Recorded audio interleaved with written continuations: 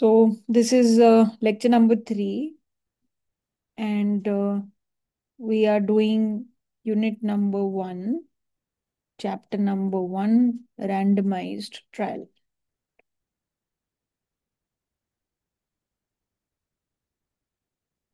Okay, so in the last two lectures, हम लोग क्या कर रहे थे? We gave enough background of what do we actually see in data. हमें डेटा में एक्चुअली में क्या देखने को मिलता है, हमें डेटा से एक्सपेक्टेशन क्या होती है और उन दोनों के बीच का गैप क्या होता है। ठीक है, तो हमारे जो चीज हमें चाहिए और जो चीज हमारे पास होती है उसके बीच का जो गैप है वो सैंपल सिलेक्शन बायस है। और हमारा हमेशा अब ऑब्जेक्टिव हमें क्लियरली पता है कि ये जो हिस्सा है सिलेक्शन बायस, इस हिस्से को जीरो करना is the main objective that we have, because only in that scenario जो हमारा कॉजल इफेक्ट है of whatever policy that we are studying, that will be equal to difference in the means of the data that we collect. ठीक है, and वो sample selection zero करने का जो तरीका है वही हमारा रैंडमाइज ट्रायल है। ठीक है, सो रैंडमाइज ट्रायल क्या का मतलब क्या होता है?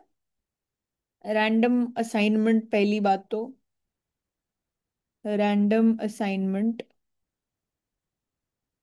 मतलब लोगों को या ऑब्जेक्ट्स को या थिंग्स को रैंडमली असाइन करना, एक को ट्रीटमेंट देना, एक को कंट्रोल करके रखना। ट्रीटमेंट देना मतलब जो पॉलिसी का तुम इम्पैक्ट जानना चाहते हो वो उस ग्रुप में इंट्रोड्यूस करना, and then there is a group which doesn't get that treatment, that is called the control group.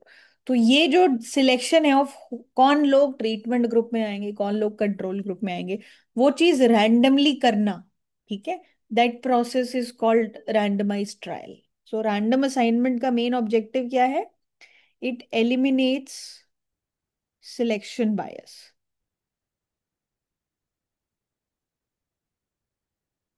तो अगर, और इसका लॉजिक बड़ा सिंपल सा है, इसको इम्प्लीमेंट करना जितना मुश्किल हो सकता है, लेकिन इस चीज के पीछे की जो लॉजिक है वो बहुत सिंपल है।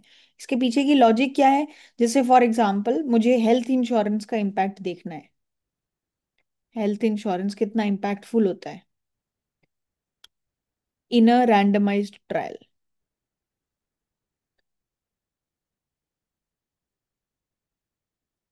तो इसका मतलब क्या होगा हमारे लिए कि हम लोग ना, एक, अगर हमें हेल्थ इंश्योरेंस का इम्पैक्ट देखना है इन रैंडमाइज्ड ट्रायल सेटअप, तो what we would like to see is we want to have people जो करंटली अनइंश्योर्ड है। ठीक है, people who are currently uninsured, उनके पास इंश्योरेंस नहीं है, who are currently uninsured. And by the way, have you heard of the organization name JPAL? आपने JPAL का नाम सुना है? हाँ मैम, सुना तो है। So Abhijit Banerjee and Esther Duflo, they, so like अभी, हाँ ma'am. yeah, so he co like या। he co-founded that, and also um, Esther Duflo and Abhijit Banerjee के बहुत सारे पेपर्स हैं, research papers in the context of randomized control trials, and JPAL is very actively involved in studying all these kind of RCTs and establishing policy impact, causal impact. तो जो उनको Nobel prize मिला था, I think 2019 में या 18 में, इन दोनों में से कोई एक साल में मिला था।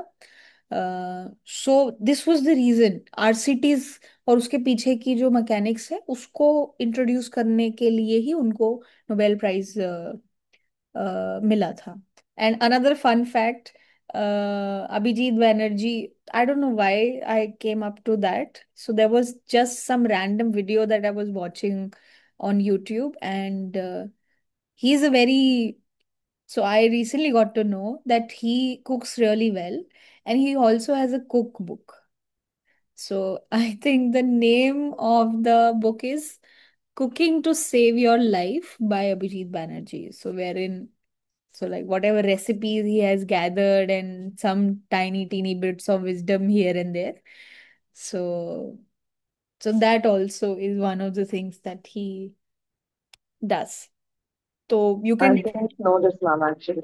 Yeah, I also got to know about it एक दो दिन पहले when I was just researching something. Uh, so okay. you might want to see what JPAL does, और आप एस्थर या मैम श्योर। और अभिजीत बैनर्जी के अलग अलग पेपर्स देखोगे तो आपको समझ में आएगा कि वो इंडिया बेस्ड बहुत सारी उनकी स्टडीज जो है ना वो आरसीटी कॉन्टेक्स्ट में ही हुई है। बिहार में बहुत सारे उनके प्रोजेक्ट्स चलते हैं, and many people who want to get into the public policy space, या आगे जाके उनको इकोनॉमिक्स में कुछ भी करने का मन होता है, तो for 1-2 years they like wish to work for JPL. So that is also a good opportunity. Okay. Yeah. So what basically, um, हाँ, अगर हमें हेल्थ इंश्योरेंस का इम्पैक्ट मेजर करना है इन अ रैंडमाइज ट्रायल मैनर, तो हम लोग आइडियली क्या चाहेंगे कि मेरे पास एक सेट ऑफ पीपल हो जो करंटली अनइंश्योर्ड हो, मतलब उनके पास इंश्योरेंस नहीं है। And then what I would like to do is कि ये जो सेट ऑफ लोग हैं जिनके पास इंश्योरेंस नहीं है, देन मैं क्या करूंगी, इसमें से जितने भी लोग हैं ना, randomly what I will do is randomly I want to take a subset of this group.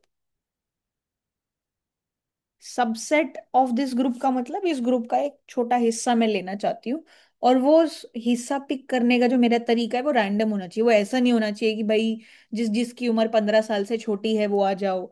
ये क्या है, ये एक आप एक क्राइटेरिया डिसाइड कर रहे हो। रैंडमली पिक करने का मतलब क्या है, you don't have any pattern associated with how you are picking people and who are the people जिनको तुम इंश्योरेंस दे रहे हो। So randomly you are taking a subset of it, and then you are providing insurance to them, providing insurance to them।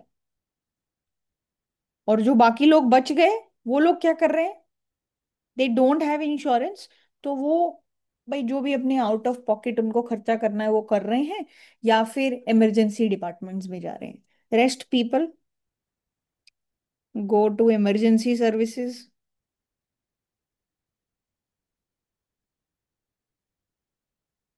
और अपनी out of pocket payment.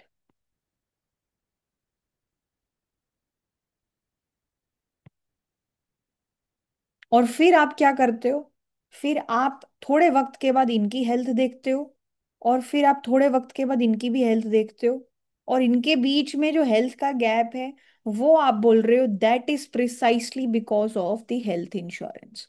And because you picked up both these set of people randomly, तो आपकी expectation क्या है कि वो सारे characteristics जो पॉसिबली हेल्थ को डिटरमाइन कर रहे हैं, there should not be any reason for us to assume कि ये ग्रुप ऑफ पीपल अलग है और ये ग्रुप ऑफ पीपल अलग है। क्यों? क्योंकि हमने तो रैंडमली असाइन किए हैं, हमने कोई क्राइटेरिया पिक नहीं किया, या they haven't chosen to take insurance, it is us who has randomly given them insurance and not given them. तो उनका जो स्टार्टिंग पॉइंट है, एक कैरेक्टर, एक आप देखोगे कि इन लोगों की क्या कैरेक्टरिस्टिक है जिनको इंश्योरेंस रैंडमली असाइन हो गई है, और एक ग्रुप ऑफ पीपल जिनको इंश्योरेंस असाइन नहीं हुई है। Ideally they should not be very different from each other because of random assignment. ठीक है। सो हमारा जो क्लेम है वो क्या होता है कि अगर ये set of people large enough है और ये set of people large enough है, तो क्या होगा, if you have two randomly selected, randomly chosen groups and they are large enough,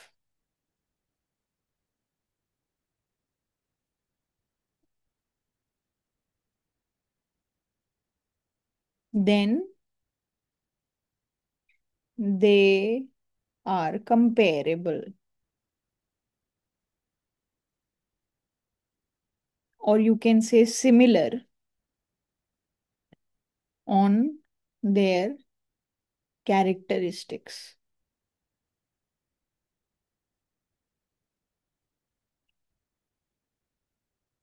कि अगर आप दो अलग अलग ग्रुप्स रैंडमली पिक करते हो, ठीक है, और वो लार्ज इनफ हैं, तो उनके जो कैरेक्टरिस्टिक होंगे ना वो बहुत ज्यादा डिफरेंट नहीं होंगे।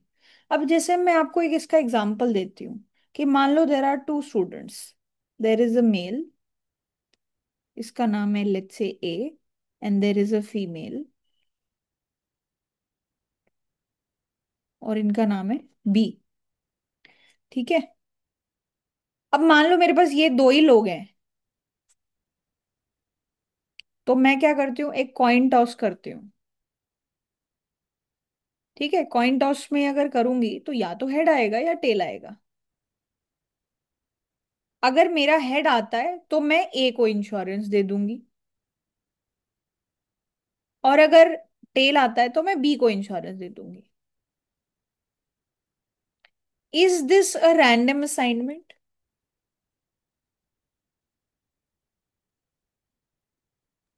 क्या यस ये ma'am. It is a random assignment, right? Yes ma'am. है ना? बट तो ये बात तो समझ गए कि भाई मैं थोड़ी डिसाइड कर रही हूँ कि ए को इंश्योरेंस मिल रहा है या बी को इंश्योरेंस मिल रहा है। मेरा कॉइन है वो डिसाइड कर रहा है, और वो हेड और टेल अपनी मर्जी से आता है, उसमें मेरा कोई लेना देना नहीं है, तो it is random assignment, right? But अब देखो, जैसे अब अगर मैं ये सोचूं कि ये सेट ऑफ पीपल जिनको इंश्योरेंस मिली है, मान लो हेड आया, सपोज सपोज हेड आ गया, फॉर एग्जाम्पल हेड आ गया, तो इसका मतलब इंश्योरेंस किसको मिली, ए को, और नो इंश्योरेंस किसको मिली, बी को। अब ए कौन है, मेल, बी कौन है, female. And it is a known fact, अगर आप रिसर्च देखोगे हेल्थ के मुद्दों पे, तो generally females are considered healthier than males on different parameters that are there. तो क्या मैं ये बोल सकती हूँ कि ये ग्रुप ऑफ पीपल और ये ग्रुप ऑफ पीपल सिमिलर है?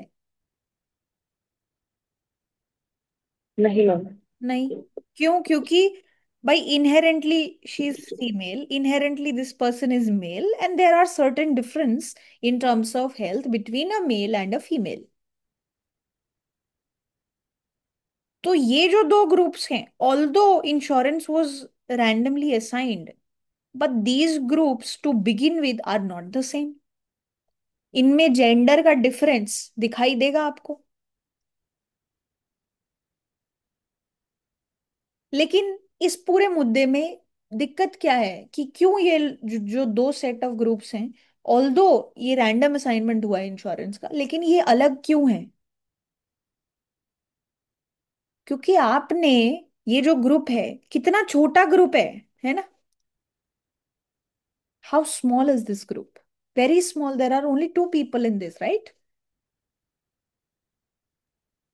Yes ma'am. धीरे धीरे, अगर यही इसका मतलब है कि although if you choose two random groups, they should be large enough कि उनके ना इंडिविजुअल डिफरेंसेस खत्म हो जाएं। अब मैं, अगर दो ही लोग हैं और वो एक मेल है एक फीमेल है, तो definitely they are going to be different. On the other hand, अगर मान लो मेरे पास ऐसे 20 बच्चे हों जिसमें से 10 फीमेल हैं और 10 मेल हैं, तो द चांसेस आर कि जिनको मैं रैंडमली यहाँ पे इंश्योरेंस दूंगी, क्लोज टू सिमिलर रेशियो रहेगा, और क्लोज टू सिमिलर रेशियो यहाँ पे भी रहेगा। The chances of all the females turning up here and chances of all the males turning up here is going to be very very low, right? Yes ma'am. तो हमारा मुद्दा क्या है कि आपका सैंपल साइज जो है वो लार्ज इनफ होना चाहिए, ताकि इनके जो इंडिविजुअल डिफरेंसेस हैं वो डाई डाउन हो जाए। कि एज का डिफरेंस, जेंडर का डिफरेंस, एम्प्लॉयमेंट का डिफरेंस, बहुत सारे जो डिफरेंसेस हैं जो पॉसिबली आपकी हेल्थ को इम्पैक्ट कर सकते हैं, वो फीचर्स डाई डाउन हो जाए। And that is essentially what would mean that we are reducing the selection bias. सो आपकी दो चीजें हैं, रैंडम असाइनमेंट होना चाहिए, and that assignment should have large enough people so that their individual characteristics are not deriving the differences between them, या वो average out हो जाए, राइट? सो ये जो रिजल्ट है हमारा कि on an average the characteristics are similar, ये कौन बोलता है? There is a statistical property which helps you derive that, which is called law of large numbers. तो लॉ ऑफ लार्ज नंबर्स क्या बोलती है?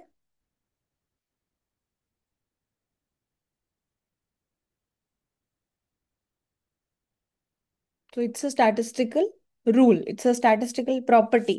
ये लॉ ऑफ लार्ज नंबर्स क्या बोलती है कि अगर मैंने कोई एक सैंपल निकाला, if I picked a sample और उसकी एवरेज वैल्यू ली, कोई एक सैंपल पिक किया और उसकी एवरेज वैल्यू निकाली, ठीक है, a sample average can be brought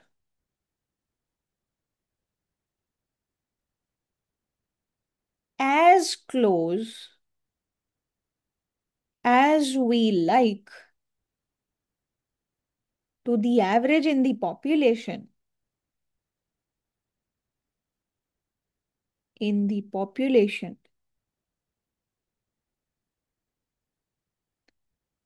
from which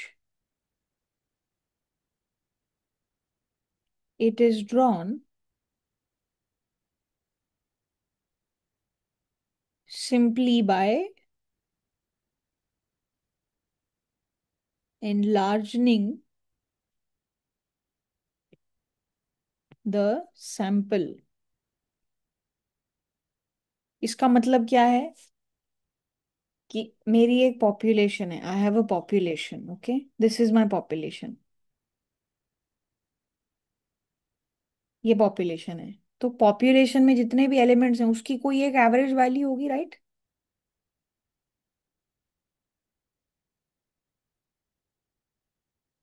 और इसी पॉपुलेशन में से मैंने कुछ सैंपल्स पिक किए, ठीक है, उससे भी मैंने कोई एक क्या निकाली, सैंपल एवरेज। यस। अब अगर मैं अपना सैंपल साइज बढ़ाती रहूं ना, तो अगर मेरा सैंपल साइज लार्ज इनफ रहेगा, तो ये जो सैंपल एवरेज है that will tend to the population average if I keep increasing my sample size. ठीक है। इस या मैम, ये एफिशिएंसी पैरामीटर से मिलता है ma'am. Sorry. Expectation of sample means tending towards the population mean yes, X bar will tend efficient to expected value of X. expected value mu. Yes, जो भी आप इसको रिप्रेजेंट करना चाहो, म्यू से रिप्रेजेंट करना चाहते हो तो म्यू बोल दो। Yes ma'am, got it. ठीक है, इसका एक बहुत बढ़िया प्यारा सा एग्जांपल अगर आप अपने कंप्यूटर्स में या वैसे एक्सपेरिमेंट करना चाहो तो कर सकते हो। कैसे? जैसे फॉर एग्जांपल, जैसे मान लो यू रोल अ डाई, तो क्या क्या नंबर आ सकते हैं?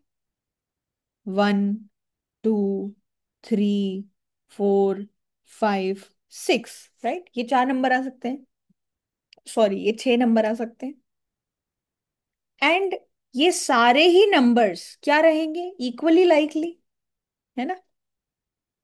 मतलब the probability of you getting 1 is 1 by 6, the 1/6. probability of you getting 2 is also 1 by 6, this is also 1 by 6, this is also 1 by 6, this is also 1 by 6, and this is also 1 by 6, right?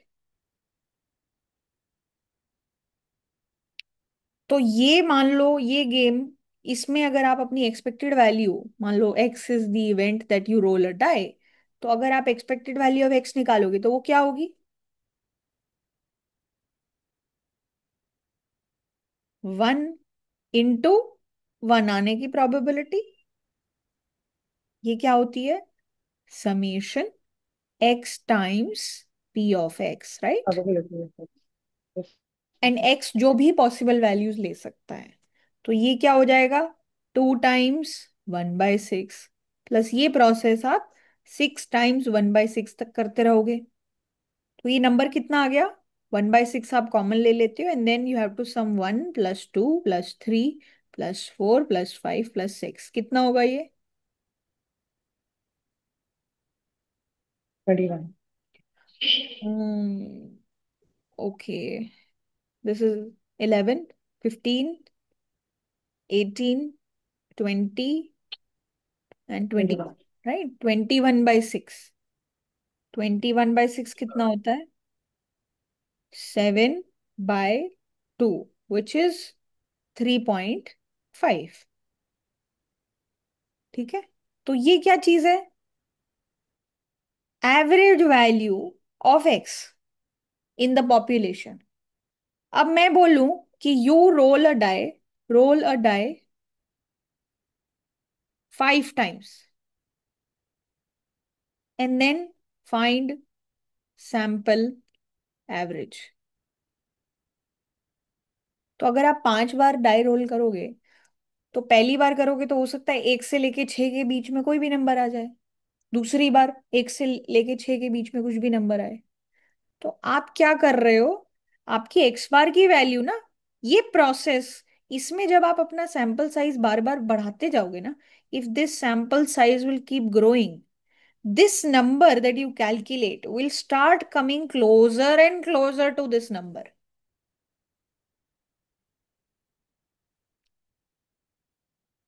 जैसे 5 बार किया तो हो सकता है 6, 5, 4, 5, 1, 2, 1, 2, 3, 4, 5, मान लो ये 5 numbers आ गए। हो सकता है ना कि ये 5 नंबर आ जाए। Yes, ma'am. 6 बार करोगे तो हो सकता है कुछ और आ जाए, कुछ और आ जाए, कुछ और आ जाए। So we are not saying that this X bar will exactly be equal to this, but we are saying if you increase this particular size, this number that we are calculating, this will start tending to expected value of x।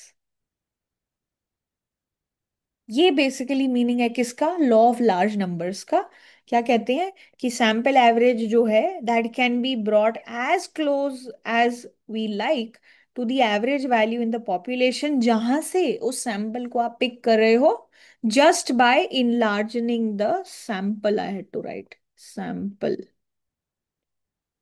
ठीक है, and यही हमारा logic है behind random assignment. कि देखो, जब मैं ये दो ग्रुप्स ले रही हूं या इनको रैंडमली जब मैं असाइन कर रही हूं, they are essentially from the same population, ये एक ही पॉपुलेशन है।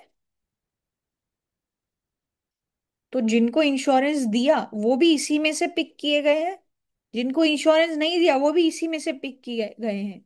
तो इनके जो एवरेज कैरेक्टरिस्टिक्स है ना, और इनके जो एवरेज कैरेक्टरिस्टिक्स हैं, they should be similar to what the average characteristics were here, right? And that is where we use this law. ये बात clear है? Is this okay? All good?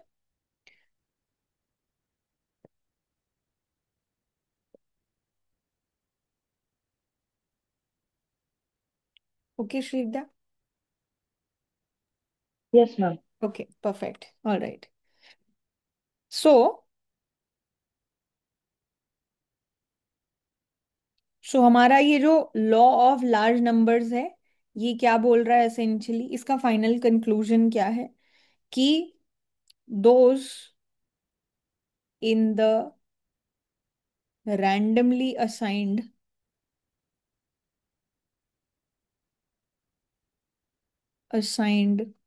treatment and in the randomly assigned control group,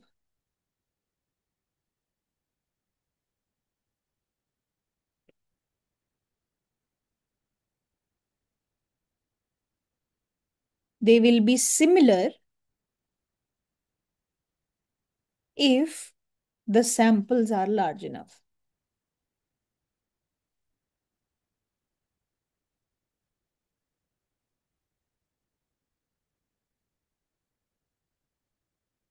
ठीक है, और यही basically हमारी power होती है रैंडम असाइनमेंट की। इसी रीजन की वजह से हम लोग बोल रहे हैं कि जो रैंडम असाइनमेंट है वो सिलेक्शन बायस को एलिमिनेट कर रहा है।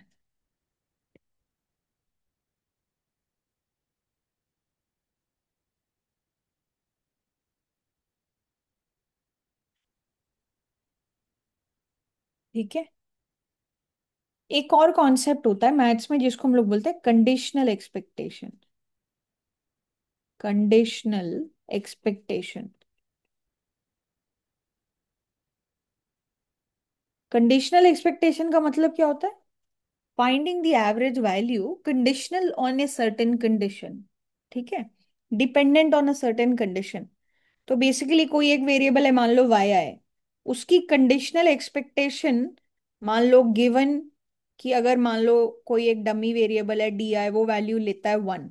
इसको कैसे लिखा जाएगा कि what is the average value of Y I given that your dummy variable takes value 1। इस स्टेटमेंट का मतलब क्या होगा? ये हमने लास्ट क्लास में भी देखा था। इसका मतलब क्या होता है कि आप क्या निकाल रहे हो? Average of Y I in the population where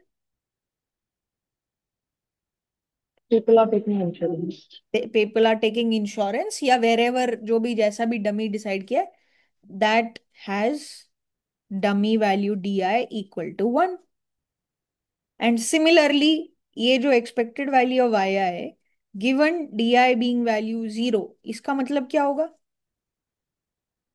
this is also the average of I in the population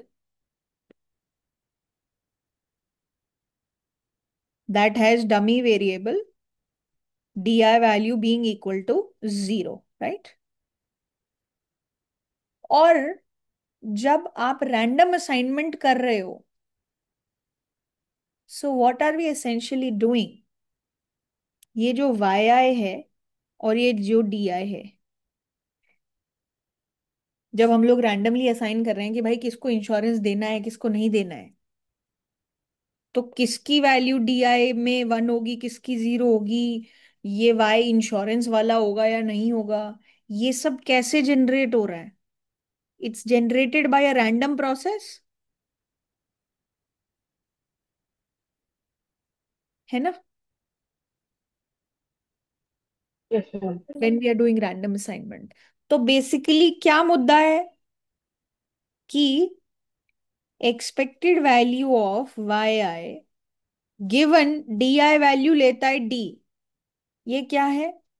this is average when everyone in the population, average for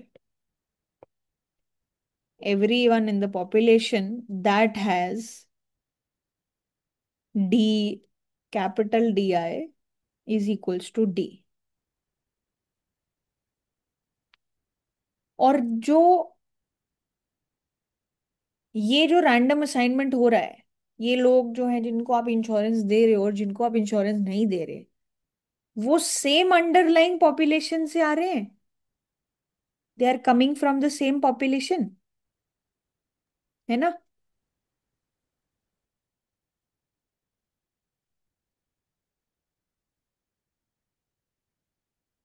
कि यही पॉपुलेशन है, इसी में से लोग पिक किए जा रहे हैं रैंडमली जिनको इंश्योरेंस मिलेगी, और इसी में से पिक किए जा रहे हैं वो लोग जिनको इंश्योरेंस नहीं मिलेगी, right?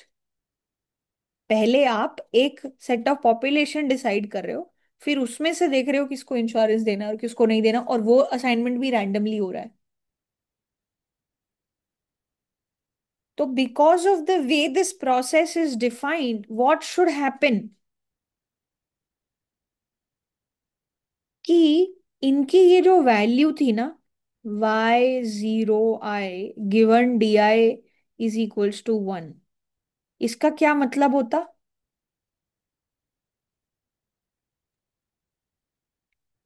Average of the insured group, अगर वो इंश्योरेंस नहीं लेते। तो बेसिकली अभी किसी को इंश्योरेंस नहीं दिया है, अभी बस डिसाइड किया है कि भाई ये 5 लोग जो हैं ये कौन होंगे जिनको हम इंश्योरेंस देंगे,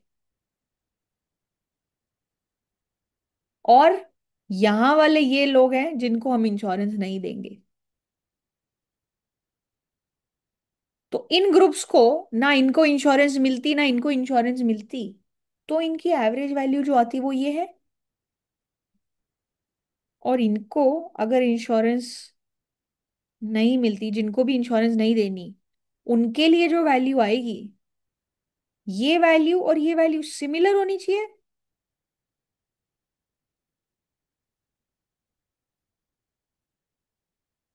यस मैम। है ना, कि ये एक सेट ऑफ लोग हैं जिनको हम इंश्योरेंस देने का डिसाइड कर रहे हैं, और ये एक सेट ऑफ लोग हैं जिनको हम इंश्योरेंस नहीं देने का डिसाइड कर रहे हैं, और ये सब रैंडमली असाइन हुआ है।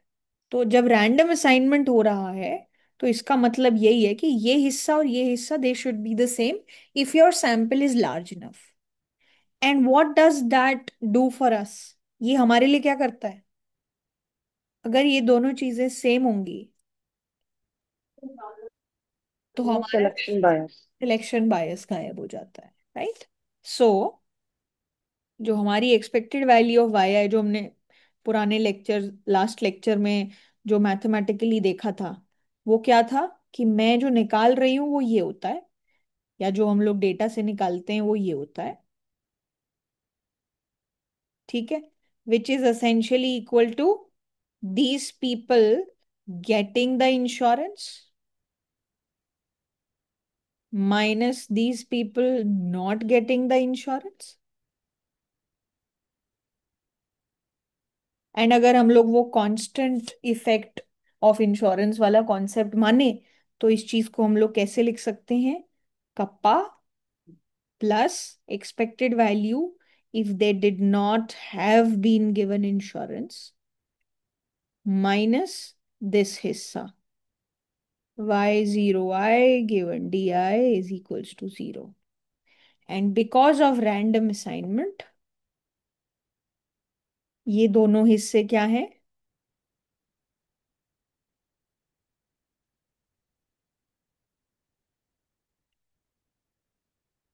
ये दोनों हिस्से सेम हो जाते हैं, this hence this part becomes zero, right? And hence we actually have what we require. Okay? तो रैंडम असाइनमेंट कैसे हमारी हेल्प कर रहा है?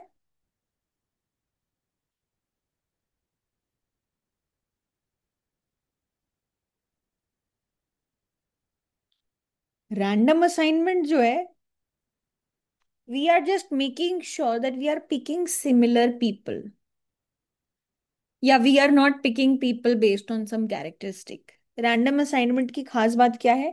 We are not eliminating individual differences, all we are doing is the following, that we are ensuring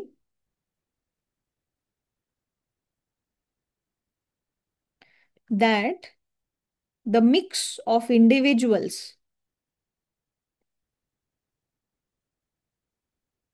that are being compared, they are similar, is the same. तो जब भी कोई रिसर्चर, जब भी कोई इकोनॉमिस्ट आपको किसी भी तरीके की रिसर्च करता हुआ दिखेगा, या किसी भी तरीके की रिसर्च डिजाइन बनाता हुआ दिखेगा, there is one thing that they always check, कि ये जो ट्रीटमेंट ग्रुप है और ये जो कंट्रोल ग्रुप है, डू दे लुक सिमिलर और not?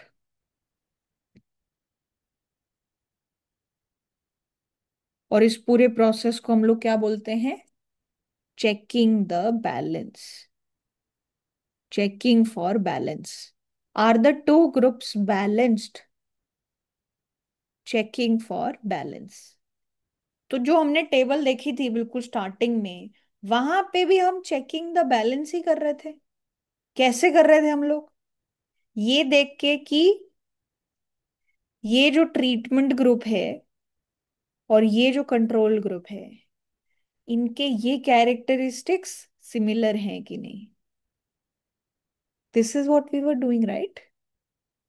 Similarly, here also, this was the treatment group, this was the control group, and we were just checking, are they similar or not? So, like I said in the last lecture, also, this becomes the first step all the time. The basis on which they can reject or accept their argument, उसका पहला step क्या होता है ये, to check the balance between the treatment group and the control group. ये point okay है? ये आपको यस मैम। हमेशा करना है। कैसी भी आप रिसर्च करो, कैसा भी आप वैसे पेपर लिखने का सोचो, कोई भी दो अलग ग्रुप्स के बारे में आप कुछ भी क्लेम करो, मान लो अपनी खुद की फन के लिए कुछ रिसर्च करनी है और बोलना चाहते हो कि भाई मान लो जेनजी, सपोज मान लो आप ऐसी कोई स्टडी कर रहे हो कि कुछ जेनजी के लिए कुछ कमेंट करना चाह रहे हो और मिलेनियल्स के लिए, तो आपको ये मेक श्योर करना पड़ेगा कि क्या वो सिमिलर उससे आते हैं। लेकिन अगर आप पहले ही बोल रहे हो कि ये जेनजी है और ये मिलेनियल है, तो इनहेरेंटली क्या डिफरेंट हो गया इन दोनों के बीच में? मैम दोनों ही डिफरेंट ग्रुप्स हैं। एक तो उम्र ही डिफरेंट हो गई, राइट? उम्र या डिफरेंट, हाँ, जनरेशन गैप है। जनरेशन गैप हो गई। जिस तरीके की चीजें उन वो लोग देख रहे हैं या जिस तरीके की चीजें मिलेनियल देख रहे हैं, द वे ऑफ हाँ मैम, थिंकिंग। आइडियोलॉजी का बहुत फर्क होता है। यस, आइडियोलॉजी का, या एक मेच्योरिटी जो उम्र के साथ आती है, those kind of things will also be there. तो making some claims separately about millennials and Gen Z would be like comparing two very different groups. तो अगर आपको कोई स्टडी करनी है जिसमें किसी आप एक चीज का इम्पैक्ट कर एनालाइज करने की कोशिश कर रहे हो, तो ये मान लो जेनजी है, ये मिलेनियल्स हैं, तो आपको कुछ लोग यहाँ से पिक करने पड़ेंगे और कुछ लोग यहाँ से पिक करने पड़ेंगे। फिर आप इनको स्टडी करोगे जिनको इसमें से ट्रीटमेंट दिया है, कुछ लोग इनको देखोगे जिनको यहाँ से ट्रीटमेंट दिया हुआ है, और फिर देखोगे, ताकि इनका जो डिफरेंस ऑफ जनरेशन है उसकी वजह से कोई इम्पैक्ट नलीफाई हो जाए, right? So these kind of things have to be there. And then there are certain people who are borderline, who are not able to associate themselves. Which generation? They are too young for millennials and too old for Gen Z. So those kind of groups are also there. ठीक है? तो जो हमने बिल्कुल starting में पहली table देखी थी, उसमें जो पैनल बी था जिसमें हम लोग एम्प्लॉयमेंट स्टेटस, इनकम, ये सारी चीजें देख रहे थे, that was also in a way without knowing we were checking for balance. ठीक है? तो अब ये सब हम लोग पूरी थियोरी, सारा ज्ञान हमने ले लिया है, बट अब हम लोग ये देखना चाहते हैं कि क्या ऐसा कोई एक्सपेरिमेंट हुआ है, एनी एक्सपेरिमेंट, जहां पे इंश्योरेंस को रैंडमली असाइन किया गया हो, दैट असाइंड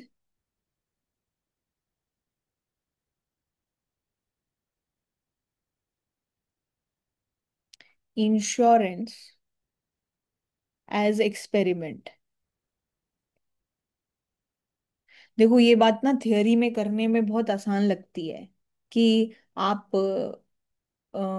मतलब कुछ ग्रुप्स को इंश्योरेंस दे दो, कुछ को इंश्योरेंस मत दो, बट पैसे लगते हैं। या आप इस तरीके की चीज, अगर इस तरीके का कोई किसी को एक्सपेरिमेंट रन करना है कि भाई मेरे पास मान लो ये 100 लोग हैं, इसमें से मैं कुछ को इंश्योरेंस दूंगी कुछ को नहीं दूंगी, ये एक्सपेरिमेंट ही हो गया ना। अब ये एक्सपेरिमेंट कम से कम 4 5 साल 6 साल आपको चलाना पड़ेगा, तभी जाके समझ में आएगा कि डिफरेंस है कि नहीं है। एजुकेशन, एजुकेशन बोल रही हूँ, हेल्थ में कोई डिफरेंस है कि नहीं, तो उसकी कॉस्ट किसी ना किसी को तो बियर करनी पड़ेगी। तो these are all very expensive affairs. Randomized control trial एक तरीके से आप क्या कर रहे हो, जो साइंस में एक्सपेरिमेंट्स हो रहे हैं उस तरीके का थोड़ा सा एक्सपेरिमेंट करने की कोशिश हम लोग सोशल साइंसेज में कर रहे हैं।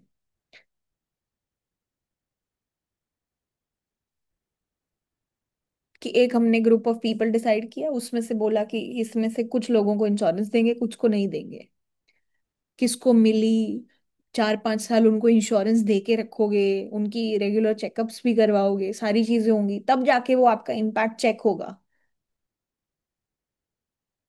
तो अभी तक क्या इस तरीके का कोई एक्सपेरिमेंट हुआ है रियलिटी में कि हम लोग, ये जो हम लोग आरसीटीज के बेनिफिट्स बोल रहे हैं, इनको एक्चुअली में चेक किया जा सके कि क्या ऐसा कुछ हुआ? तो इसका आंसर है कि हाँ, इस तरीके के कुछ एक्सपेरिमेंट्स हुए हैं, और स्पेसिफिकली हम लोग यूएस के कॉन्टेक्स्ट में ये बात कर रहे हैं। तो इंश्योरेंस को वैसे रैंडमली असाइन करना, this is like stretching your imagination little bit, right?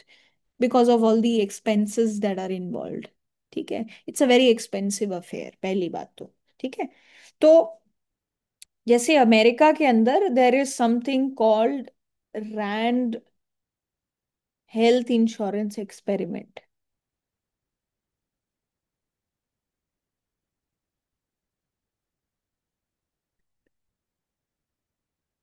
तो इस तरीके का एक एक्सपेरिमेंट हुआ था, जो कब से कब तक हुआ था? दिस हैपेंड 1974 से लेके 1982, तो for a period of 6 years। तो this was like you can say one of the most influential social experiments in research history, you can say. तो ये जो एक्सपेरिमेंट था, इसको आप शॉर्ट फॉर्म में HIE, हेल्थ इंश्योरेंस एक्सपेरिमेंट के नाम से भी समझ सकते हो। तो इसमें क्या हुआ था?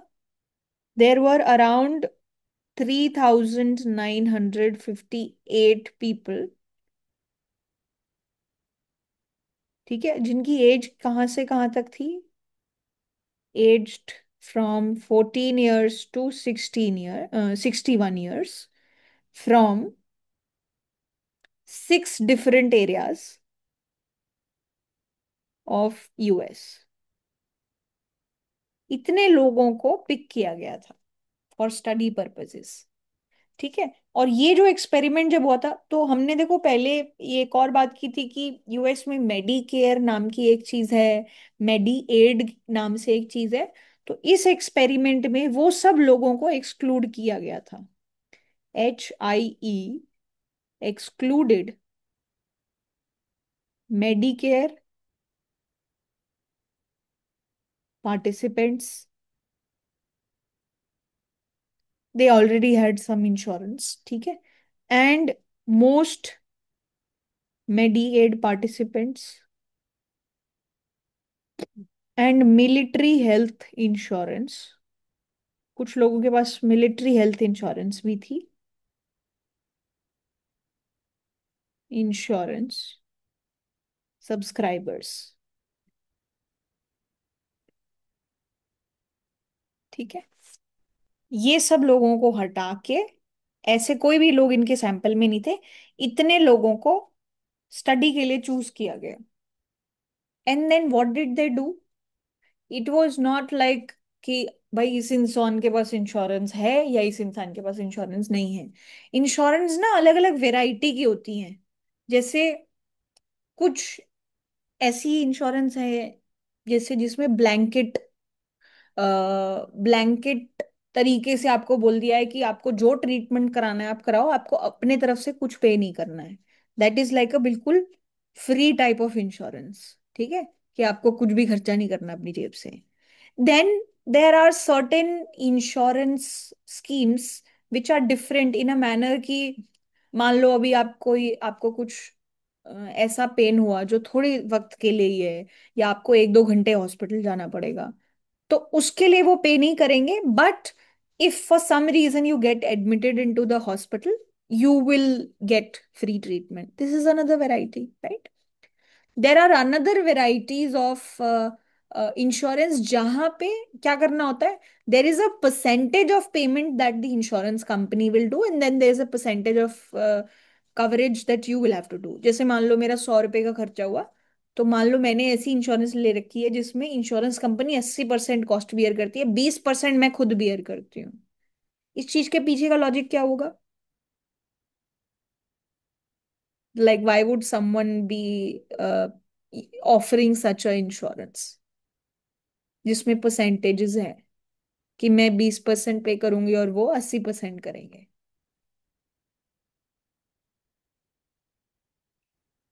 एक कॉन्सेप्ट होता है। या प्लीज गो अहेड। या मैम इतना, like I don't know if it's right. I better not say. Okay, no worries. जैसे मैं आपसे सिंपली पूछूं, अगर आपको पता है कि मैं कितनी भी देर हॉस्पिटल जाऊं, कुछ भी मैं ट्रीटमेंट कराने जाऊं, मेरे को एक भी रुपया पे नहीं करना, तो आपका माइंडसेट कैसा हो जाएगा? कुछ भी छोटी मैम मोटी। अभी समझ में आया वो, एक कॉन्सेप्ट रहता है पब्लिक फाइनेंस में, मार्केट फेलियर की वजह से एसिमेट्रिक इंफॉर्मेशन में मोरल हजार्ड कहते कुछ होता मॉरल है है। मैम। एब्सोल्युटली। सो हाँ। This concept is called moral hazard, कि आपका मेंटली क्या दिमाग में आएगा। अगर मेरे को पता है भाई हॉस्पिटल जाने में मेरे को कोई खर्चा नहीं होता, तो मैं कभी भी नहीं सोचूंगी, मेरे को छोटी माइनर इनकन्वीनियंस भी हो गई ना तो मैं हॉस्पिटल चली जाऊंगी। लेकिन इफ आई एम समवन, कि अगर मैं हॉस्पिटल जाऊं तो भाई ठीक है, 100 रुपए लग रहे हैं तो 80 रुपए कंपनी देगी, बट 20 रुपए मेरी जेब से भी जा रहे हैं, तो मेरे को भी अपने पैसे से दूरी बनानी पड़ रही है ना। तो मैं हमेशा ये सोचूंगी कि only if it is absolutely necessary, only then I will go.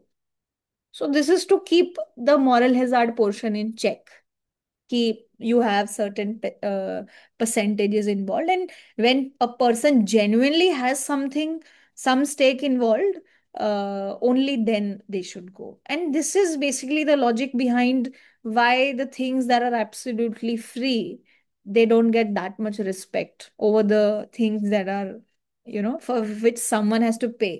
Because the moment somebody pays, then they want to get a value of it. If you get something for free, people start losing its value. ठीक है? हाँ ma'am, free riding हो जाता है। या so that thing is also there. तो ये जो स्कीम थी, या जो इन्होंने एक्सपेरिमेंट रन किया था, it was not a 1-0 situation कि भाई इसको इंश्योरेंस नहीं मिली और इसको इंश्योरेंस मिल गई। वहां पे ना 14 डिफरेंट टाइप्स ऑफ इंश्योरेंस थे, जो अलग अलग सेट ऑफ लोगों को दिए गए थे। ठीक है? There were different reasons of why they were running it in this manner, but let's understand the specifics first. तो इन्होंने क्या किया, जो ये HIE पार्टिसिपेंट्स थे ना, हेल्थ इंश्योरेंस एक्सपेरिमेंट के जो पार्टिसिपेंट्स थे, they were randomly assigned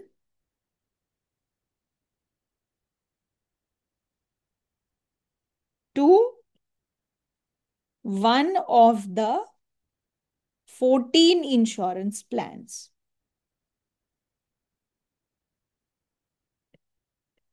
what does that mean? कि ये इन्होंने ना इतने लोग डिसाइड किए हुए हैं कि भाई इनको हमको इंश्योरेंस देनी है, बट हमारे पास इंश्योरेंस एक नहीं है, हमारे पास 14 डिफरेंट टाइप के इंश्योरेंस प्लान है। कुछ ऐसे इंश्योरेंस प्लान है जिसमें एब्सोल्युटली बंदे को कोई पैसा नहीं खर्च करना। कुछ ऐसे हैं जिसमें पेशेंट को 95% खर्चा करना है, हॉस्पिटल या इंश्योरेंस कंपनी सिर्फ 5% खर्चा करेगी। That much high payment is almost like no insurance, right? And then there are certain things in between, कि चलो 50% कंपनी करेगी, 50% आप अपनी जेब से लगाओ। ऐसे ना 14 अलग अलग टाइप के इंश्योरेंस प्लान्स थे इनके पास। तो इन्होंने क्या किया, ये जो लोग हैं सबको रैंडमली क्या किया, ये 14 प्लान में से एक एक करके इनको रैंडमली असाइन कर दिया। Every person was assigned to one of those 14 insurance plans randomly. ये पॉइंट समझ आ गया? Yes ma'am. So there was no question of no insurance. Insurance सबको दी, लेकिन एक तरीके की इंश्योरेंस नहीं थी। 14 डिफरेंट प्लान्स थे जिनको रैंडमली ये जो सेट ऑफ पीपल है इनको असाइन कर दिया गया। ठीक है? अच्छा, और क्या स्पेसिफिक्स थे? तो पार्टिसिपेंट्स जो थे ना, उनको कोई प्रीमियम नहीं देना पड़ता था। Had to pay no premium.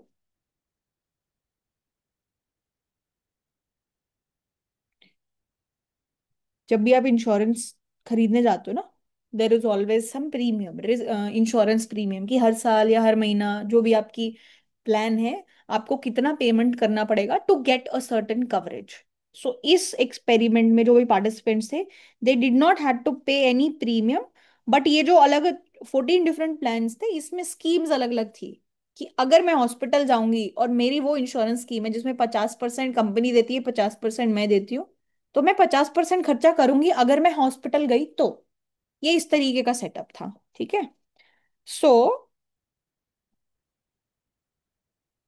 कुछ स्कीम्स थे, तो बेसिकली सम इंश्योरेंस प्लान्स, ये जो 14 प्लान्स थे इसमें से कुछ ऐसे प्लान्स थे जो, सम प्लान्स हैड बिल्कुल comprehensive care for free.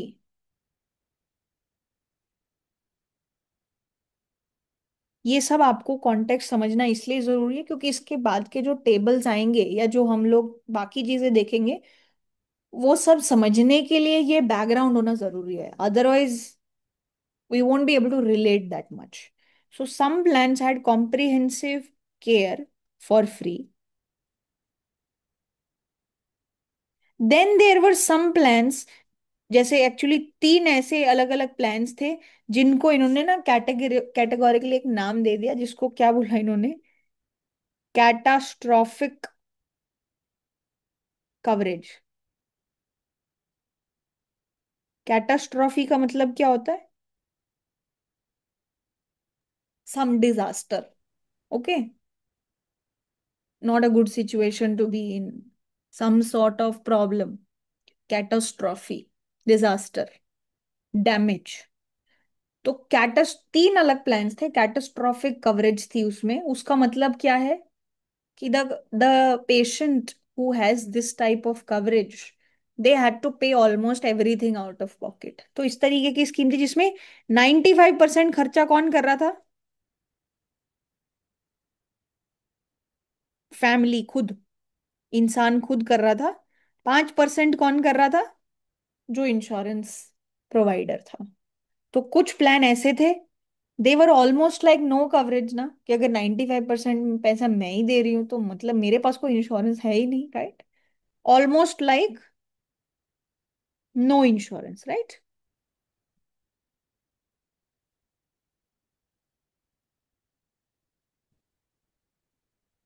So they this is like a no insurance condition, ठीक है। Then there were certain groups of insurance, 9 different plans, 9 different plans that had co-insurance provision। मतलब जो participant है that would पे approximately 25 से 50% के बीच। ये जो 9 प्लान्स थे अलग अलग है, किसी में 25% इंसान पे कर रहा है, किसी में 30%, किसी में 40, इस तरीके से। तो ये एक अलग हमने ग्रुप क्लब कर दिया जिसमें 25 से 50% के बीच में इंश्योरेंस कौन पे कर रहा है या कॉस्ट कौन पे कर रहा है? The person who is going for hospital visits, and rest of the amount is being paid by the insurance company या government, whosoever is running this experiment, ठीक है। इसको हमने को ओके। इंश्योरेंस ग्रुप बोल दिया। एंड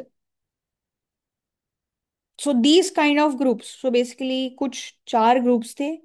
एक कैटास्ट्रॉफिक प्लान था, एक को इंश्योरेंस प्लान था, एक फ्री, ऑलमोस्ट फ्री वाले प्लान्स थे, एक कैटास्ट्रॉफिक प्लान था, कुछ को इंश्योरेंस वाले प्लान थे, and then there were something called deductible plan as well. So there is another plan which is individual deductible plan.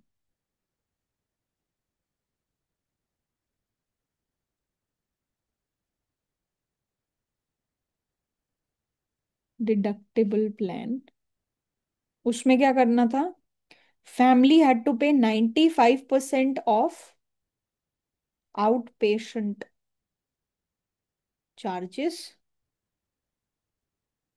But only up to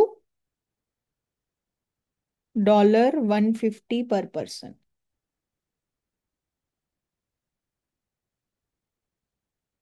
So there was some sort of cap which was involved. Okay.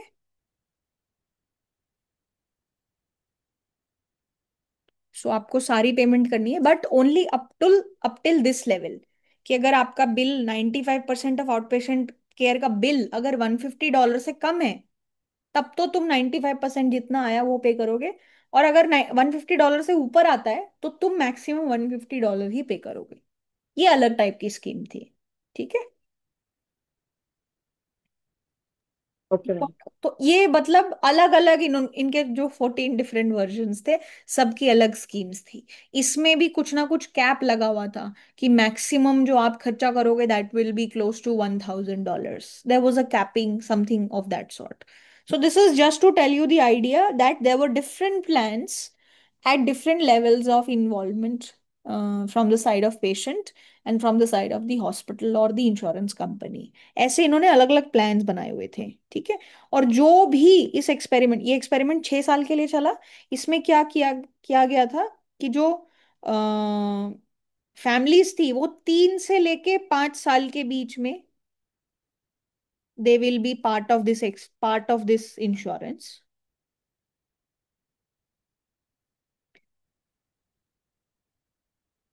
ठीक है। And अब ये जो set of लोग हैं, 3,958 लोग हैं, इसमें से कुछ लोग ऐसे हो सकते हैं ना जिन्होंने ऑलरेडी कोई इंश्योरेंस लिया हुआ हो, है ना। तो अगर मान लो वो अपनी पुरानी insurance, like apart from these 3 insurance, Medicare, Medicaid, ये वाले तो लोग हैं ही नहीं, बट हो सकता है किसी ने कोई और इंश्योरेंस लिया हुआ हो। तो what did they do? They chose to give up that insurance for a period of 3 to 5 years in replacement of what? In replacement of a fixed payment from the government side. So what did they do? They agreed to give up any earlier insurance coverage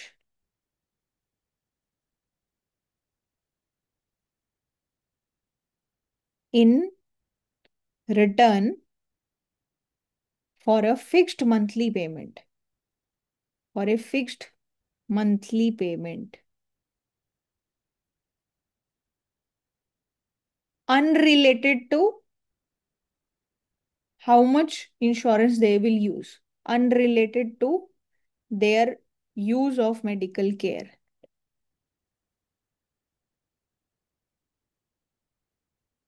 Why do you think they did that? ये करने का objective क्या रहा होगा?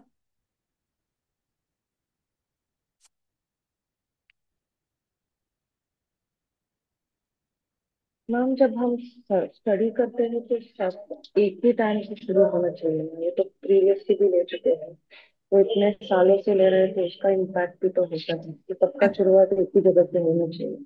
Very nice. So basically मेरे पास अगर 10 लोग हैं, ठीक है, और मैं ये बोल रही हूँ कि भाई मैंने रैंडमली इस बंदे को फुल इंश्योरेंस दे दी, इसको 95% पेमेंट देनी है, इसको 30% पेमेंट देनी है। मैं अगर इनको रैंडमली असाइन कर रही हूँ, बट अगर ये ऑलरेडी किसी प्लान में इनरोल्ड हैं और उस प्लान को अगर वो यूज भी करते हैं, तो इसकी नो इंश्योरेंस सिचुएशन हुई क्या? नो। नहीं, because he is already enrolled in that. तो मैं अगर इनकी सिचुएशन देख के चेक करूं कि भाई इनकी हेल्थ इंप्रूव हुई या नहीं हुई, तो मेरे रिजल्ट तो स्क्यू हो गए ना, ये मेरे रिजल्ट तो डिस्टर्ब कर दिए गए। तो we don't want those disturbances. इसलिए हमने ब्लैंकेट तरीके से क्या बोला कि भाई तुम चाहे कितना भी मेडिकल यूज करते हो पहले, जिसने जिसने इंश्योरेंस पहले ले रखी है उसको हम लोग रिक्वेस्ट करेंगे कि आप ये यूज मत करो, और अगर आप यूज नहीं करोगे तो हम आपको मंथली पेमेंट देंगे, चाहे आप मेडिकल इंश्योरेंस का यूज करने जाते या नहीं जाते through that insurance. So this is to do what? To remove any previous impact. Okay, remove any previous insurance impact, ताकि ये प्रॉपरली एकदम रैंडम असाइनमेंट हो। ठीक है। ये बात ओके। कि क्यों ऐसा हुआ होगा? Yes ma'am. ठीक है, चलो, वेरी नाइस। तो अब थोड़ा सा ना ऑब्जेक्टिव देख लेते हैं कि ये जो एक्सपेरिमेंट हो रहे थे इसमें इतनी कैटेगरी बनाने की क्या जरूरत थी। तो ये जो HIE था, हेल्थ इंश्योरेंस एक्सपेरिमेंट, इसका मेन ऑब्जेक्टिव क्या था? इनका ऑब्जेक्टिव ये था कि जो इकोनॉमिस्ट थे वो क्या जानना चाहते थे। एक ऑब्जेक्टिव था इनका very primary, which was to understand the price elasticity of demand, of demand for health care. What is price elasticity of something, या प्राइस इलास्टिसिटी ऑफ डिमांड का मतलब क्या होता है? Ma'am percentage demand percentage change बदलने के demand पे कितना असर पड़ रहा है, keeping all the other factors को। Very nice. सो बेसिकली क्या जानना चाहते हैं कि अगर प्राइसेस इंक्रीज होते हैं बाय सर्टेन परसेंटेजेस, तो हमारी डिमांड फॉर दैट आइटम या दैट गुड वो कितने अमाउंट से चेंज होती है। तो आइडियली ये लोग क्या जानना चाह रहे थे कि अगर हेल्थ केयर महंगा होता जाता है तो क्या लोग हेल्थ केयर कंज्यूम करना कम कर देते हैं। हेल्थ केयर कंज्यूम करना का मतलब क्या होगा कि वो क्या आउट पेशेंट केयर, इन पेशेंट केयर उसमें जाना कम कर देते हैं कि नहीं, depending on how much coverage they have. तो जिस इंसान को 95% पैसा अपनी जेब से देना पड़ेगा उसके लिए हेल्थ केयर बहुत महंगा है, और जिस इंसान के लिए प्रैक्टिकली फ्री है उसके लिए हेल्थ केयर बहुत सस्ती है। तो they wanted to understand like how does health expenditure changes based on how much insurance coverage you have. That was one objective that they had. ये तो एक ऑब्जेक्टिव था। तो जो फ्री प्लान में थे लोग वो practically price of health care क्या फेस कर रहे थे, zero. And the family, insensitive.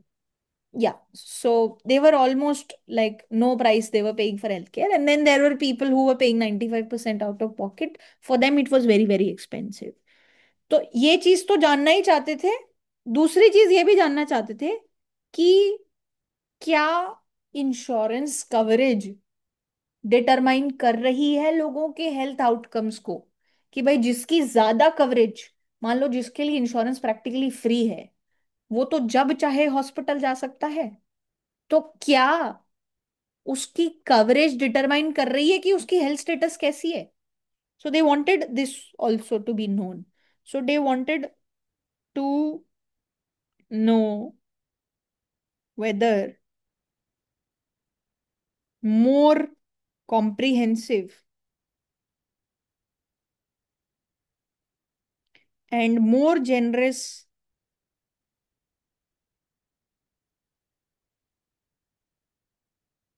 insurance coverage,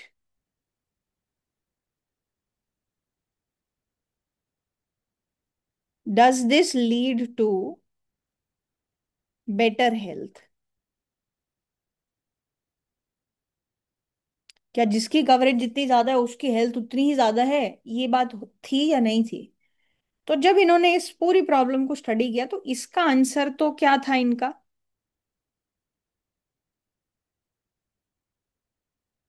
कि जैसे जैसे हेल्थ केयर महंगा होता है प्राइस इलास्टिसिटी जो है वो क्या है, obviously like demand falls. Okay, कम होता जाएगा। yeah, so if healthcare is becoming expensive, the people's demand for the health, it falls. They came up with this. They realized this. Data also showed this thing. So price elasticity of demand was negative. That was something that was clearly seen. What really happened here is something कि क्या insurance ज्यादा होने से health outcomes में difference था या नहीं था।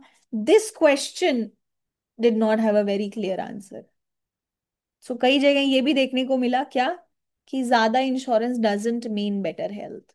या हो सकता है एक जगह फ्री प्लान हो, या एक जगह 30% पेमेंट करनी हो, एक जगह 95% पेमेंट करनी हो, बट इनके बीच में जो हेल्थ डिफरेंसेस हैं वो इतने ज्यादा ना हो।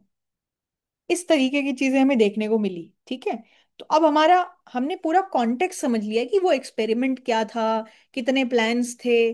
तो हमारे ऑथर्स जो हैं उन्होंने इस पूरे प्लान को कैसे स्टडी किया, कि rather than studying each and every single insurance out of those 14 individually, what did they do? They clubbed that into different categories, तीन चार कैटेगरीज में क्लब कर दिया।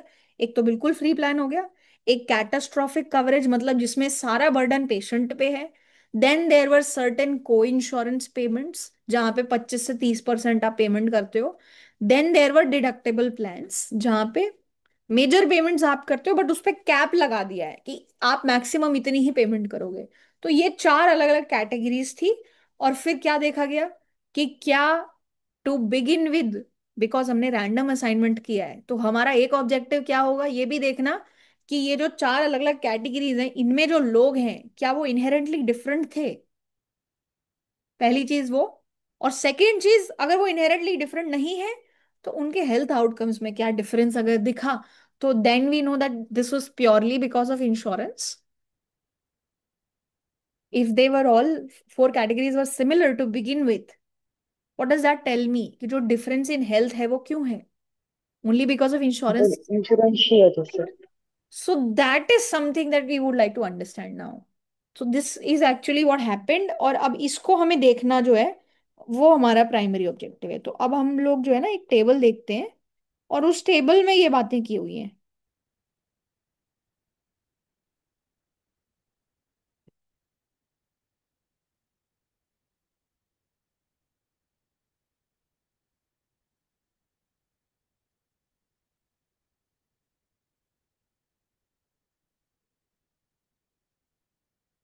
अब आपको ये टेबल समझ में आ जाएगी।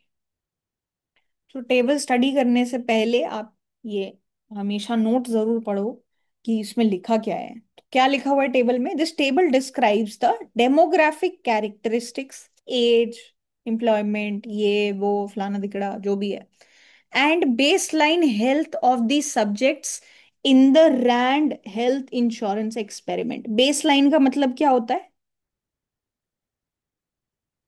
एक होती है बेसलाइन, एक होती है एंड लाइन। तो आप एक्सपेरिमेंट आज शुरू कर रहे हो तो आपने सबकी हेल्थ आउटकम्स आज मेजर कर ली, उसको क्या बोलते हैं? Base line, starting point.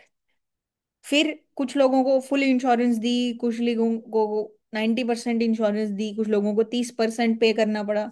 फिर एंड में आपने इनके अलग अलग क्या हेल्थ आउटकम्स मेजर किए। ये एंड लाइन होती है, कि एक्सपेरिमेंट के आखिर में एंड लाइन, शुरुआत में बेस लाइन। ठीक है। तो baseline health of subjects in this experiment, column one क्या कर रहा है? Column one shows the average for the group that were assigned catastrophic coverage. Catastrophic coverage का मतलब क्या है? ऑलमोस्ट कुछ लाइक भी insurance company no, almost we are paying everything. Perfect, almost like no insurance, कि ये जो ग्रुप है इनको कोई इंश्योरेंस नहीं मिली। फिर कॉलम 2 to 5 क्या कर रहे हैं? Averages in the deductible, cost sharing and free plan and any insurance group with the averages in column 1। तो कॉलम 2 क्या कर रहा है? डिडक्टेबल माइनस कैटास्ट्रॉफिक, मतलब वो लोग जो डिडक्टेबल ग्रुप में हैं, डिडक्टेबल इंश्योरेंस प्लान वाले ग्रुप में हैं, minus catastrophic meaning no insurance. So जो डिडक्टेबल इंश्योरेंस ग्रुप में है वो, माइनस जो नो इंश्योरेंस ग्रुप में, उन दोनों ग्रुप्स के बीच का डिफरेंस। ठीक है, ये पॉइंट ओके है कि ये क्या कर रहा है? Yes ma'am. और ये क्या कर रहा है? जो ग्रुप को इंश्योरेंस वाला है माइनस नो इंश्योरेंस, ये क्या कर रहा है? जो लोग फ्री प्लान में है मतलब सब कुछ कवर्ड है, माइनस जो नो इंश्योरेंस में है। और ये क्या कर रहा है? एनी इंश्योरेंस मतलब कोई भी इंश्योरेंस, डिडक्टेबल हो, कोई इंश्योरेंस हो, फ्री हो, उसका वो सबको एक साथ क्लब कर दिया। और कैटेस्ट्रॉफिक मतलब नो इंश्योरेंस वाली सिचुएशन ऑलमोस्ट जो है उससे डिफरेंस ले लिया। ठीक है। तो ये उनके डेमोग्राफिक कैरेक्टरिस्टिक्स हैं। ये पहली जो कॉलम है ये तो जिनको कोई इंश्योरेंस प्लान नहीं दिया गया उनके फीचर्स का नंबर्स था एवरेज। और ये सब क्या है? ये सारे डिफरेंसेस हैं कि no insurance versus this insurance का gap, no insurance versus co insurance का gap, no insurance versus all full insurance का gap. And then finally fifth column क्या है? Any kind of insurance that you have, उसकी average value minus when you had like for the people who had catastrophic plans, उसके बीच का gap, ये चीज दी हुई है। एंड फिर इन्होंने स्टैंडर्ड एरर्स पैरेंथेसिस में दिए हुए हैं, स्टैंडर्ड डिविएशन कॉलम वन के ब्रैकेट में दिए हुए हैं। ठीक है। तो अब एक बात ये बताओ, ये कॉलम ए को आप देखते हो तो आप ये तो कुछ एक नंबर है, बट ये नंबर इंडिपेंडेंटली मुझे कुछ बता रहा है क्या?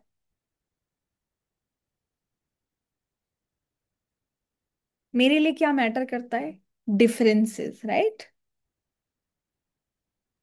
हाँ मैम। तो अगर मैं डिडक्टेबल और कैटास्ट्रॉफिक के बीच का गैप देखूं ऑफ द दिस प्रपोर्शन, ये कितना लिखा हुआ है? माइनस 0.0। विच इज ऑलमोस्ट, ये जो नंबर है इसका मतलब क्या है? कि 56% of all the people who had no insurance they were females. Okay. And this difference is what? कि the difference of females who are in deductible plan and catastrophic plan is 2%, almost 2%। This difference is almost 2%. This difference is almost 4%. And overall difference is almost 3%. तो बहुत ज्यादा difference नहीं है between male female proportion, right? कि जैसे इसमें no insurance plan में 56% female है, तो डिडक्टेबल में कितनी फीमेल्स होंगी? 54%। 54%। ठीक है। कोई इंश्योरेंस में कितनी होंगी? ऑलमोस्ट 54 के फिफ्टी फोर बराबर है। परसेंट इसमें 4% का डिफरेंस मान लो, 52%। 52। तो ये सब नंबर्स ऑलमोस्ट सिमिलर है ना? It's not a very big difference. Yes ma'am. Similarly आप ये डिफरेंस देखो, 2%, 3%, 3%, 2.5%। एज का गैप देखो, इसमें इस ग्रुप में एवरेज एज थी 32 साल। इनके बीच में, इन दोनों के बीच में एवरेज एज के बीच में गैप कितना है? आधा साल, आधा साल, 1 साल, आधा साल, ऑलमोस्ट आधा साल, राइट? एजुकेशन के बीच का गैप देखो,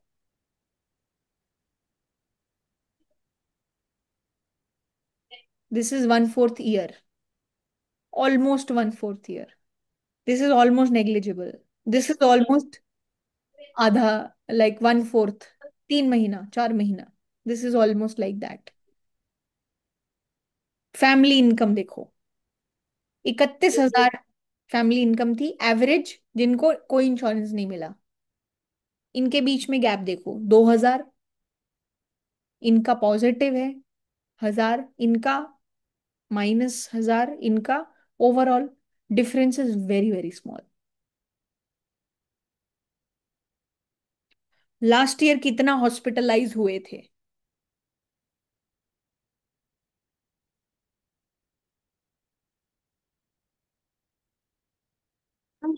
Ma'am, how do you read that? Like, how do I interpret that? Like, hospitalized last year, So, 7% of the people who have taken no insurance have been hospitalized. Srividya आपकी ना थोड़ी सी आवाज वो हो जाती है, क्या बोलूं उसको मैं, एकदम डाई डाउन हो जाती है। Is there something we can do with the mic slightly? Ma'am, अभी ऑडिबल है क्या? Yes yes yes yes yes, हाँ हाँ। तो जी। वो हॉस्पिटलाइज लास्ट ईयर को इंटरप्रिटेशन कैसे करते हैं? 11% of the people were hospitalize not taken insurance. No no, see, जैसे मान लो 5 लोग हैं, person 1, person 2, person 3, person 4, person 5, ठीक है। आप ओके। आपने इससे सवाल पूछा कि भाई तुम लास्ट ईयर कितनी बार हॉस्पिटलाइज हुए थे, तो इसका जवाब हो सकता है कि भाई मैं तो एक बार भी नहीं हुआ। हो सकता है इसका आंसर हो क्या, कि मैं 4 बार हुई थी, मेरी हेल्थ ठीक नहीं थी। ये हो सकता है बोले कि ओके। मैं तो एक ही बार गया था। ये बोला कि मैं नहीं गया, और ये भी बोला कि मैं नहीं गया। तो इनका एवरेज विजिट कितना हुआ? 5 divided by how many by people? 5। तो मतलब, 5 observation. So average number of visit was 1। Okay. तो इसका मतलब क्या हुआ, कि average number of visit was 0.115, which is almost like saying कि majority of the people did not go to hospital। Okay, close to zero. Majorly सब zero था। Okay. like for example, if this person also did not go to hospital, तो हमारा average क्या होता? 1 divided by 1/5। 5 which is 0.2। इसका मतलब ये थोड़ी है कि मैं, मतलब 0.2 विजिट का तो कोई मतलब ही नहीं है, right? But average number of visit per person is this, which is close to zero. Which उनका is no all. Insurance. Yes. So इस इससे आपको सिर्फ दिमाग में यही आएगा क्या, कि majority people did not go to hospital. And like अगर ये नंबर 1 आया ना, मान लो सपोज, तो ऑन एन एवरेज एक बंदा एक बार तो हॉस्पिटल जा ही रहा है। Yes ma'am. ठीक है, तो इसका सिर्फ ये मतलब है। तो average number of hospital visits इनके ये हैं। तो अब इनके बीच में तुम डिफरेंस देख लो, वेरी वेरी स्मॉल। तो ये चीज देख के मेरे को क्या समझ आया, मैम कोई डिफरेंस नहीं है। कोई डिफरेंस नहीं है। और क्यों नहीं है कोई डिफरेंस? क्योंकि ये जो मैंने 3,858 लोग शायद चूज किए थे, इनको अलग अलग ग्रुप्स में मैंने कैसे डिवाइड किया था? Randomly. Yes ma'am.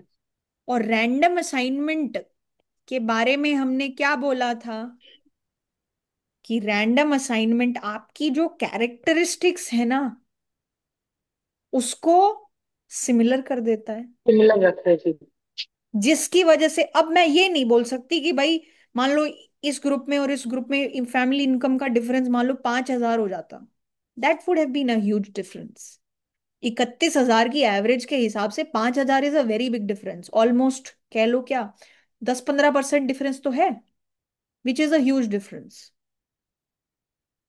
So yes ma'am. Now I cannot say कि भाई इस ग्रुप की हेल्थ अच्छी क्यों है, क्योंकि इनकी इनकम ज्यादा है। या भाई मान लो इस ग्रुप की इनकम अच्छी क्यों है, क्योंकि ये बहुत ज्यादा एजुकेटेड है। इस तरीके के क्लेम मैं नहीं कर सकती, जो कि मैं पहले कर रही थी। जो स्टार्टिंग में हमने टेबल देखी थी, हम क्या बोल रहे थे, सारे तो एजुकेटेड और ज्यादा इनकम कमाने वाले लोग इंश्योरेंस लेके बैठे हैं, तो हो सकता है उनकी इनकम बेटर हेल्थ कर रही हो। यहाँ पे तो ऐसा कुछ है नहीं, उनके बाकी कैरेक्टरिस्टिक तो ऑलमोस्ट सिमिलर ही है। तो अब जो डिफरेंस होगा, अगर कोई डिफरेंस होता है हेल्थ में, तो वो बिकॉज ऑफ ओनली इंश्योरेंस की कैटेगरी या कवरेज से ही होगा, है ना? So yes that ma'am. That is what random assignment does for us. और फिर ये जो पार्ट बी है, इधर बी पार्ट में क्या लिखा हुआ है? Baseline health indicators. मतलब आपने ये जो अलग अलग कैटेगरीज के लोग हैं, आपने शुरू में इनका क्या किया, ओवरऑल इनका हेल्थ इंडेक्स निकाला। ओवरऑल भाई ऑन एन एवरेज कितना कोलेस्ट्रॉल था, कितना बीपी था, मेंटल हेल्थ का इंडेक्स क्या था, और कितने लोग अलग अलग कैटेगरीज में थे। ये सब आपने ओके। चीजें मेजर करी, ताकि आप तो ये ये देख दिख लो। रहा है कि सारे एक ही पेज पे है। यस, तो ये भी आप इसलिए जानना चाह रहे हो कि भाई कहीं गलती से, although we try to assign randomly, but randomness में भी there could be some chance things that can happen, right? हो सकता है मैंने रैंडम ही डिसाइड किया, बट हो सकता है एक सैंपल ऐसा आया जिसमें मेरी सारी ही फीमेल्स आ गई। That is a possibility, but it's a rare possibility, है ना? Yes ma'am. तो we just wanted to be doubly sure कि कहीं ऐसा ना हो कि भाई मान लो ये वाला जो ग्रुप है, ये बहुत ज्यादा ही बढ़िया हेल्थ लेके आ गए हूँ for some reason, by some chance experiment. तो इसलिए हम लोग ये देख रहे हैं कि देखो जिनकी बिल्कुल इंश्योरेंस नहीं है, कैटास्ट्रॉफिक प्लान है, उनकी एवरेज नंबर 70.9 है हेल्थ के लिए। इन दोनों के बीच का डिफरेंस कितना कितना है देख लो, तो ऑलमोस्ट नेग्लिजिबल डिफरेंस। 70 में से डिफरेंस 1 पॉइंट समथिंग का होना इट्स वेरी नेग्लिजिबल। कोलेस्ट्रॉल में गैप देख लो, बीपी में गैप देख लो, फिर आप उनके मेंटल हेल्थ का इंडेक्स देख लो, ऑलमोस्ट नेग्लिजिबल डिफरेंसेस एवरीवेयर ना। मैम 5 भी नेग्लिजिबल माना ही जा, 5 को भी नेग्लिजिबल मानते हैं क्या? कह सकते हैं। ओके।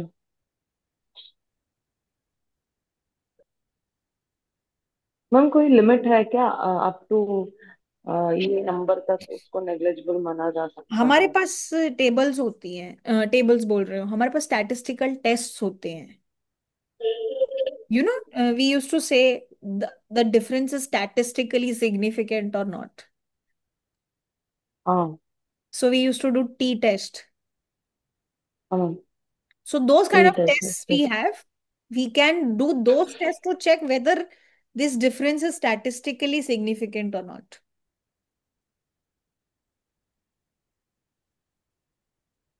दो ग्रुप्स। दो ग्रुप्स हाँ के मैम। मीन को आप एफ, कंपेयर कर रहे हो, right? Yes ma'am, F F test करते थे।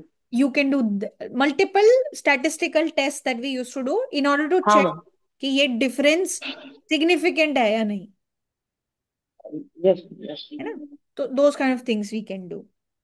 द मेन मेजर पॉइंट या मेजर टेक अवे जो हमारा होना चाहिए वो ये है कि रैंडम असाइनमेंट के जो फायदे हैं वो हमने यहाँ पे देख लिए, कि to begin with their healths are almost very very similar, and to begin with their characteristics are also very very similar. So now whatever differences we will see at the end line, जब पूरा experiment खत्म हुआ तब इनकी health में क्या difference आए, that could totally be attributed to insurance. तो अब हम लोग देख लेंगे कि इंश्योरेंस का कुछ फायदा हुआ कि नहीं हुआ, राइट? तो ये आपका बेसलाइन था, बेसलाइन हेल्थ स्टेटस, और ये आपके कैरेक्टरिस्टिक्स ऑफ डिफरेंट ग्रुप्स। अब आप रिजल्ट देख सकते हो, ये जो आपने प्रोसेस किया है, इसको क्या बोलेंगे? Checking the balance between treatment and control. ठीक है। तो अब आगे जो अपना डिस्कशन रहेगा, we will see what these results are saying, and we'll proceed from there. Okay? All right. Fine. Okay, Sri Vidya, thank you so much. And I will see you now on Friday. Friday में। So there's no class tomorrow. There's class day after tomorrow. Same time, 1 okay p.m. Ma'am. Hmm. Thank you. Sure. Thank you so much ma'am. You take care.